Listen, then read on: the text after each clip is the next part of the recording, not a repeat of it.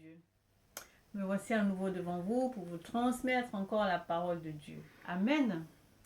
Je veux confier ce moment au Seigneur.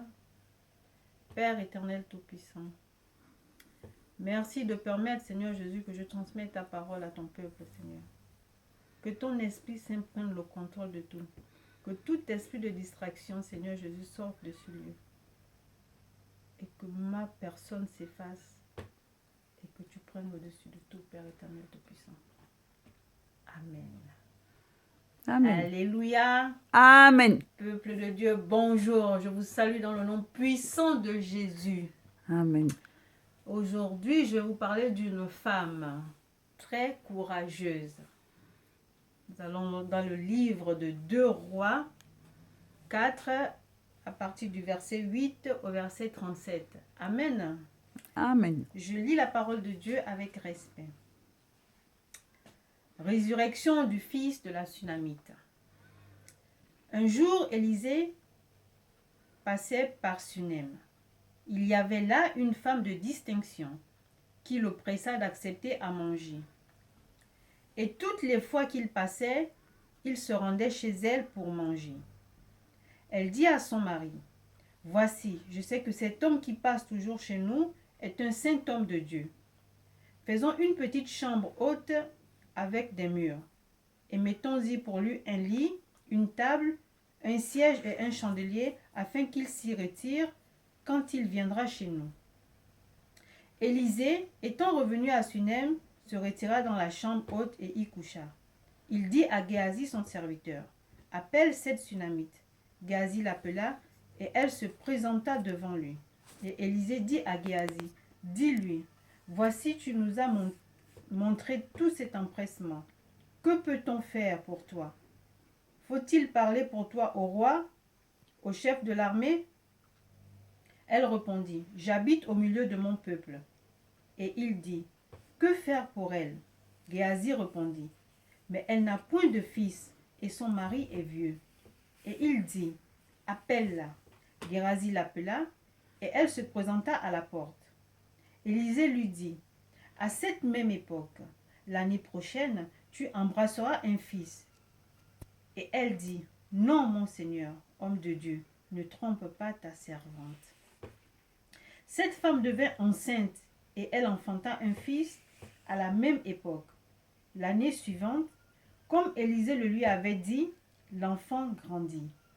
Et un jour qu'il était allé trouver son père vers les moissonneurs, il dit à son père, « Ma tête, ma tête. » Le père dit à son serviteur, « Porte-le à sa mère. » Le serviteur l'emporta et l'amena à sa mère. Et l'enfant resta sur les genoux de sa mère jusqu'à midi, puis il mourut. Elle monta, le coucha sur le lit de l'homme de Dieu, ferma la porte sur lui et sortit. Elle appela son mari et dit, « Envoie-moi, je te prie, un des serviteurs et une des ânesses. Je veux aller en hâte vers l'homme de Dieu, et je reviendrai. » Il dit, « Pourquoi veux-tu aller aujourd'hui vers lui? Ce n'est ni nouvelle lune, ni sabbat. » Elle répondit, « Tout va bien, » sachant bien que son fils était mort. Puis elle fit sceller l'ânesse et dit à son serviteur, « Mène et pars, ne m'arrête pas en route sans que je te le dise. » Elle partit donc et se rendit vers l'homme de Dieu sur la montagne du Carmel. L'homme de Dieu l'ayant aperçu de loin, dit à Géasi, son serviteur, « Voici cette Sunamite. Maintenant, cours donc à sa rencontre et dis-lui, « Te portes-tu bien? Ton mari et ton fils se portent-ils bien? » Elle répondit, « Bien. » Et dès qu'elle fut arrivée auprès de l'homme de Dieu sur la montagne, elle embrassa ses pieds. Géasi s'approcha pour la repousser. Mais l'homme de Dieu dit, « Laisse-la, car son âme est dans l'amertume, et l'Éternel me l'a cachée et ne me l'a point fait connaître. » Alors elle dit, « Ai-je demandé un fils à mon Seigneur? N'ai-je pas dit, ne me trompe pas? » Et Élisée dit à Géasi, « Saint terrain, prends mon bâton dans ta main et pars. Si tu rencontres quelqu'un, ne le salue pas. » Et si quelqu'un te salue, ne lui réponds pas. Tu mettras mon bâton sur le visage de l'enfant. La mère de l'enfant dit, l'Éternel est vivant et ton âme est vivante. Je ne te quitterai point. Et il se leva et la suivit. Géasi les avait dévancés, et il avait mis le bâton sur le visage de l'enfant, mais il n'y eut ni voix ni signe d'attention. Il s'en retourna à la rencontre d'Élisée et lui rapporta la chose en disant, l'enfant ne s'est pas réveillé. Lorsque Élisée arriva dans la maison, voici, l'enfant était mort, couché sur son lit. Élisée entra et ferma la porte sur eux deux. Et il pria l'Éternel. Il monta et se coucha sur l'enfant. Il mit sa bouche sur sa bouche, ses yeux sur ses yeux, ses mains sur ses mains, et il s'étendit sur lui. Et la chair de l'enfant se réchauffa. Élisée s'éloigna, alla çà et là par la maison. Puis remonta et s'étendit sur l'enfant. Et l'enfant éternua 7 fois, et il ouvrit les yeux. Élisée appela Géasi et dit, appelle cette Sunamite. Géasi l'appela, et elle vint vers Élisée, qui dit, prends ton fils. Elle alla se jeter à ses pieds et se prosterna contre terre. Et elle prit son fils et sortit. Amen. Amen. Bien-aimée, cette femme était vraiment courageuse. De laisser son enfant mort dans la chambre et aller vers le serviteur, l'homme de Dieu, Élisée. Alléluia. Son courage, il faut vraiment l'avoir. Si tu n'as pas la foi, tu ne peux pas avoir ce courage. Cette femme de distinction, l'histoire de cette riche servante nous fait voir 3 épisodes clés. Du verset 8 au verset 17, Dieu a béni cette femme en lui donnant un fils. Du verset 18 à 21, Dieu l'a mise à l'épreuve en permettant que son fils lui soit repris. Et du verset 22 au 37, parfois le Seigneur, parce qu'elle s'est accrochée fermement à la promesse de Dieu, il lui a rendu son fils, la vie à son fils. Amen. Vous savez que, bien aimé, parfois Dieu, le Seigneur permet que ses fidèles disciples endurent des épreuves et des afflictions inexplicables. Mais ensuite, ils expriment son amour, sa grâce et sa compassion lorsqu'ils s'attachent fermement à lui par la foi. Quand on demande quelque chose à Dieu, on sait pertinemment que de nous-mêmes, on ne peut pas le faire. On ne peut pas l'avoir sans Dieu. Mais quand on le demande, il faut le demander avec foi. Dès lors où on émet un soupçon de doute, on ne reçoit rien. Mais la foi de cette femme était vraiment grande, au point où son mari lui dit, mais pourquoi tu vas chez l'homme de Dieu maintenant? Qu'est-ce qu'elle répondait à son mari? Tout va bien. Mais sachant que dans une chambre, à côté, il y a ton fils qui dort et qui est mort. Et toi, tu dis, tout va bien. Élisée n'était pas au courant que le fils de la Sunamite était mort. Dieu le lui avait caché. Comme je le disais tantôt, certainement c'était pour tester la foi de la Sunamite. Et c'est comme ça que Dieu aussi nous teste. Dès qu'on a un problème qui n'est pas résolu, on commence à douter. On n'a plus la foi. Dieu n'existe plus. On commence à chercher, trouver des raisons. Mais sachez que c'est Dieu qui vous éprouve. Il faut savoir gérer les problèmes. Si à la moindre chose, on commence à paniquer, tu es appelé servante ou serviteur de Dieu, comment feras-tu quand tu auras tout un peuple à gérer? Il faut faire jouer sa foi. Amen. La foi, il faut bien qu'il y ait les épreuves. Sinon, elle est morte. Amen. Amen. Bien aimé, dans Hébreux 13, verset 12, Hébreux 13, verset 2, la Bible nous dit, N'oubliez pas l'hospitalité, car en l'exerçant, quelques-uns ont logé des anges, sans le savoir. La Sunamite avait logé Élisée. Non seulement elle savait que c'était un homme de Dieu, mais elle a demandé à son mari qu'on lui fasse une chambre pour qu'il soit à l'aise. Vous pensez que Dieu allait oublier cette dame? Et même lui-même, Élisée, en voyant tout ça, a demandé qu'est-ce qu'il pouvait faire pour cette dame. Et c'est son serviteur qui lui a dit qu'elle n'a pas de fils et que son mari était très vieux. Mais avec Dieu, il n'y a pas d'âge. Vu comment elle a reçu l'homme de Dieu, avec empressement et tout, pensez-vous que Dieu aurait oublié cette dame ou ne lui aurait pas donné un fils? Elle a eu son fils.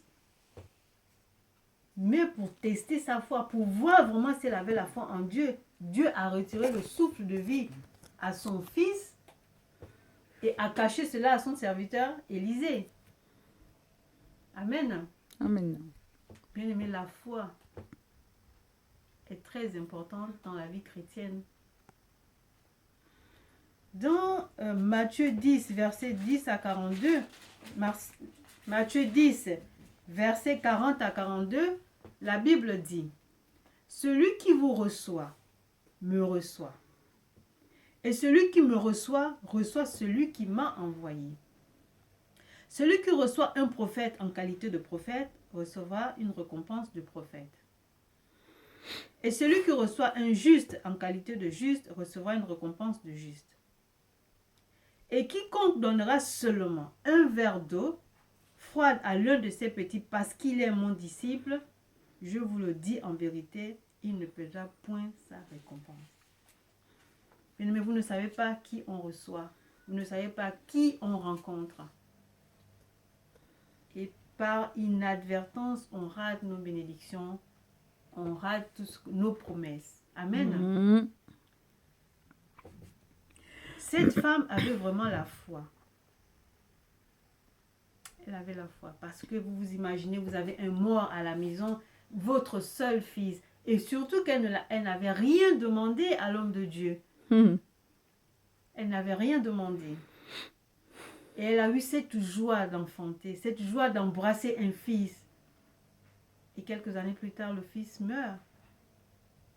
Quelle déception!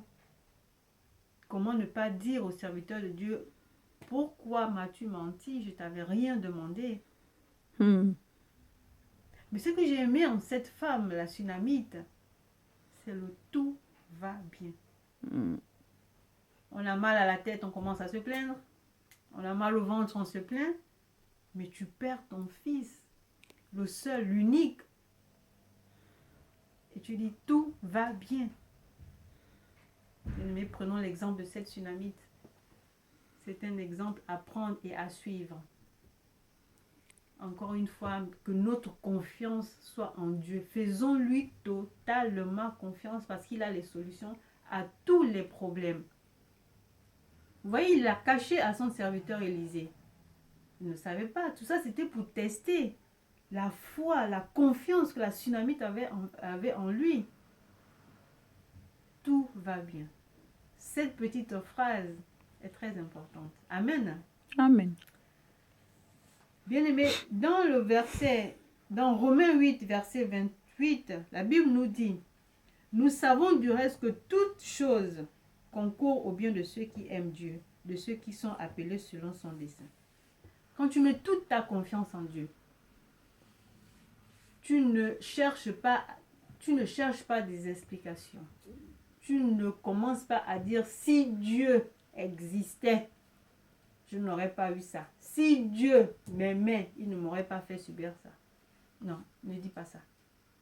Ne dis pas ça. Parce que Dieu n'oublie pas ceux qui le servent et ceux qui servent ses oins. Amen. La Sunamite, elle avait confiance en Dieu. Elle a servi le serviteur de Dieu qui est Élisée. Et voilà, Dieu l'a récompensée parce qu'elle a reçu l'homme de Dieu comme il se devait.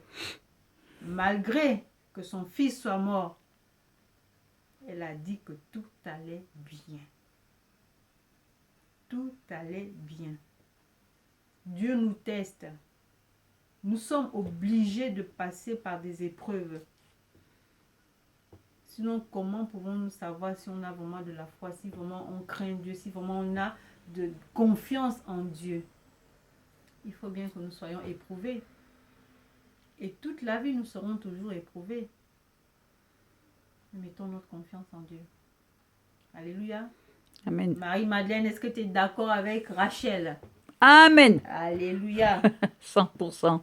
La Bible déclare aussi dans Hébreux 11, 6, « Or, sans la foi, il est impossible de lui être agréable. Car il faut que celui qui s'approche de Dieu croit que Dieu existe et qu'il est le rémunérateur de ceux qui le cherchent. » Amen. Amen. Faites confiance en Dieu et croyez qu'il existe. Notre Dieu, il est vivant. Je le dirai toujours et toujours, il n'est pas un Dieu en bois. Il n'est pas un Dieu fait de la main de l'homme. Il est vivant. Mhm. Notre Dieu est vivant. Il n'est pas mort, il est vivant. Donc, quand vous avez un problème, par la foi, dites que tout va bien. Parce que si tu crois en lui, il voit ton problème. Et il sait que ta foi est grande et que tu n'as qu'une personne à qui tu as confiance, c'est lui. Il suscitera quelqu'un pour ton problème. Amen. Amen. Crois en Jésus-Christ de Nazareth. Que ta confiance soit portée sur lui. Que tes regards soient fixés vers lui. Il n'oublie personne. Tu ne peux pas servir son nom et qu'il t'oublie. Ce n'est pas possible. Ce n'est pas possible. Vous voyez comme la veuve de Sarepta. C'était comme ça. Il lui restait que quoi? Juste un peu d'huile et un peu de farine. Mhm. Et qu'est-ce qu'elle a répondu? Elle a dit à Élie, c'est tout ce qui me reste. Je vais le préparer après avoir mangé. Mon fils et moi, nous mourrons. Mhm. Mais Dieu n'a pas permis cela. Et pourtant, Dieu savait ce qui lui restait. Mais il a quand même envoyé Élie chez elle pour le nourrir. Et vous connaissez la suite de l'histoire. Bien-aimé, tu ne peux pas travailler pour un homme de Dieu. Tu ne peux pas servir un homme de Dieu avec grand cœur, avec amour, avec respect. Et que Dieu ne puisse pas te récompenser. Ce n'est pas possible. Dieu n'oublie personne. C'est nous qui voulons l'oublier. C'est nous qui disons qu'il n'existe pas quand on a des problèmes. C'est nous qui disons que Dieu ne nous aime pas quand on a des problèmes. Mais Dieu nous aime. Dieu nous connaît. C'est lui notre créateur. C'est vrai nous sommes tous les créatures de Dieu. Mhm.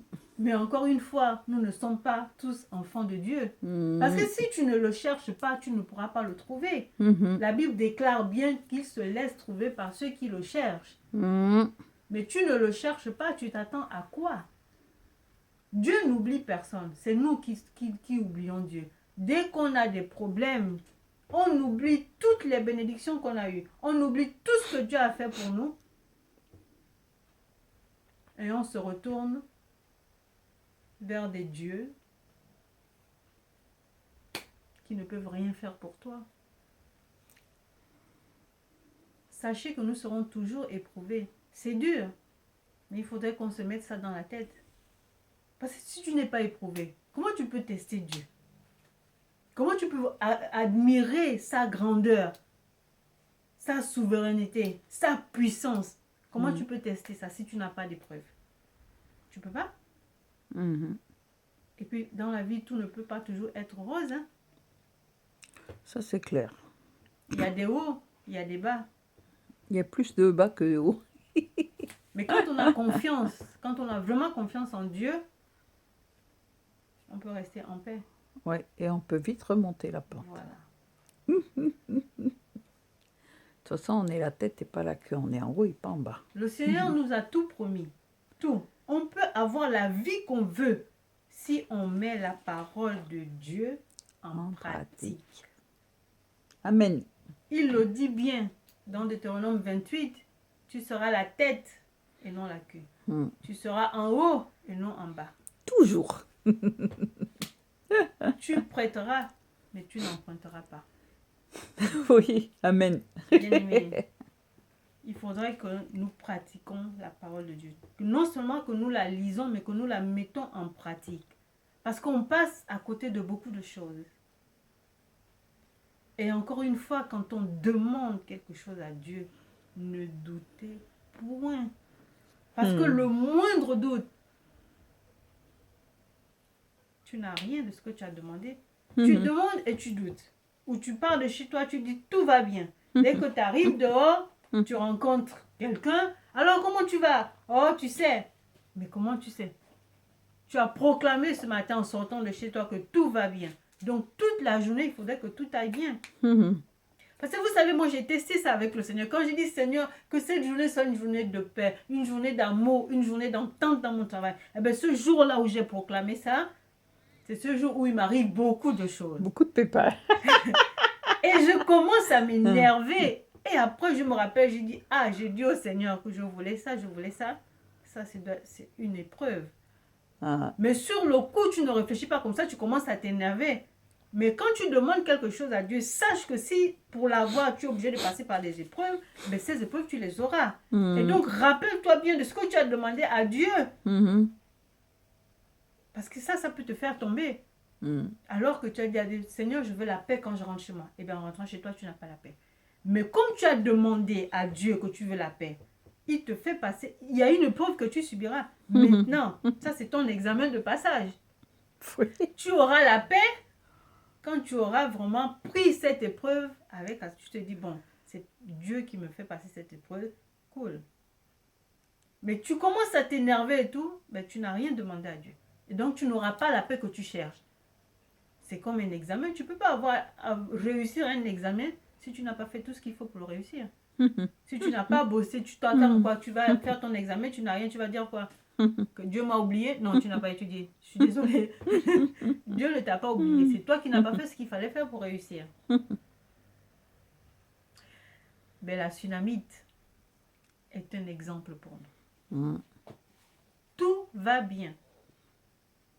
Dieu seul sait qu'elle était attristée par la mort. Bien-aimé, ton fils est le seul, l'unique. Et surtout que tu ne l'as pas demandé. C'est par rapport à ce que tu as fait, comment tu as reçu l'homme de Dieu, que Dieu t'a fait grâce d'avoir un fils. Tu n'as rien demandé et on te le reprend. C'est dur quand même. Et elle n'a rien dit. Je ne sais pas si au jour d'aujourd'hui, son mari savait que l'enfant était mort et qu'il a été ressuscité. Je ne sais pas, parce que quand son mari lui a posé la question, elle a dit tout va bien.